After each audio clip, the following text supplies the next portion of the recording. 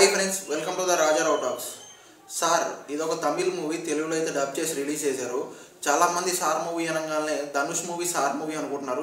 ఇది ధనుష్ మూవీ కాదు, వేరే ఇంకొక హీరో మూవీ రివ్యూ. ఈ మూవీ కూడా చాలా బాగుంది ఫ్రెండ్స్. లిటరల్లీ చెప్పాలంటే ఫ్యామిలీతో కూర్చొని మరీ చూడవచ్చు. ఒక థ్రిల్లర్గా డ్రామాగా అయితే నడుస్తుంటుంది.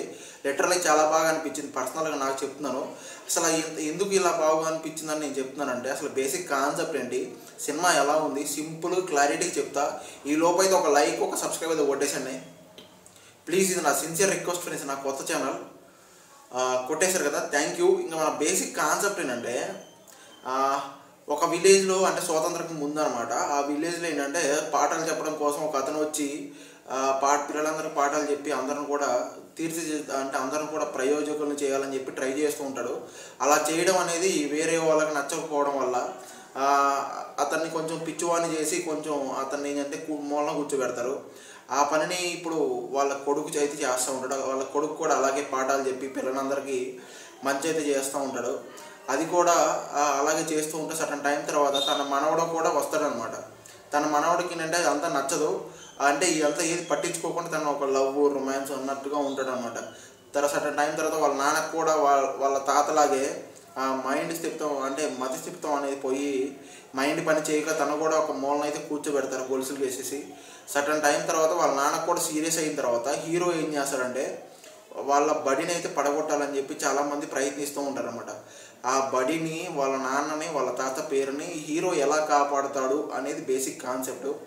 ఇంకా లిటరల్లీ చెప్పాలంటే ఫస్ట్ హాఫ్ అంతా కూడా హీరో ఏం చేస్తారంటే అక్కడే చదువుకొని అక్కడే స్కూల్లో టీచర్ అయితే అవుతాడు అనమాట. అక్కడే టీచర్గా అయితే వస్తాడు ఆ స్కూల్లోనే.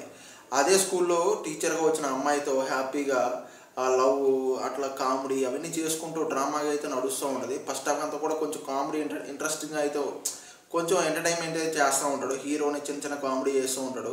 సటన్ టైం తర్వాత వాళ్ళ నాన్నకు కూడా అలా జరిగిన తర్వాత అంటే మతిస్థిమితం అనేది పోయిన తర్వాత ఆ హీరోని సీరియస్గా తీసుకొని ఆ ప్రాబ్లంని తనగా తీసుకొని ఆ ప్రాబ్లంని ఎలా సార్ట్అవుట్ చేస్తారని సెకండ్ హాఫ్ మొత్తం కూడా చాలా బాగా చూపించారు. అంటే ఎక్కడ డ్రాక్ చేసిన ఫీలింగ్ అయితే ఉండదు, కానీ ప్రతి ఒక్క ప్లేస్ కూడా మనకి అంటే చిన్న చిన్న ప్లేసెస్ కొంచెం డ్రాక్ చేసిన ఫీలింగ్ ఉంటుంది. బట్ ఓవరాల్గా సినిమా చూసిన తర్వాత క్లైమాక్స్ అంతా చూసిన తర్వాత వావ్ బాగుందిరా సినిమా అన్న ఫీలింగ్ అయితే వస్తాం. ఫైనల్గా చెప్పాలంటే లిటరల్లీ ఫ్యామిలీతో కూర్చొని వన్ టైం అయితే హ్యాపీగా ఎంజాయ్ చేయవచ్చు ఫ్రెండ్స్. ఆ తెలుగు డబ్బింగ్ కానీ, ఆ స్క్రీన్ ప్లే కానీ, డైలాగ్స్ కానీ ప్రతి ఒక్కటి ఓవరాల్గా సినిమాటోగ్రఫీ కానీ ఓవరాల్గా ప్రతి ఒక్కటి చాలా బాగుంది. పక్కాగా ఎంజాయ్ చేస్తారు నన్ను అడిగితే. ఓకేనా, హ్యాపీగా వన్ టైం అయితే ఎంజాయ్ చేసేయండి ఫ్రెండ్స్. ఓకేనా, నా రివ్యూ నచ్చితే ఒక లైక్, ఒక సబ్స్క్రైబ్ కొట్టేసండి. Thank you.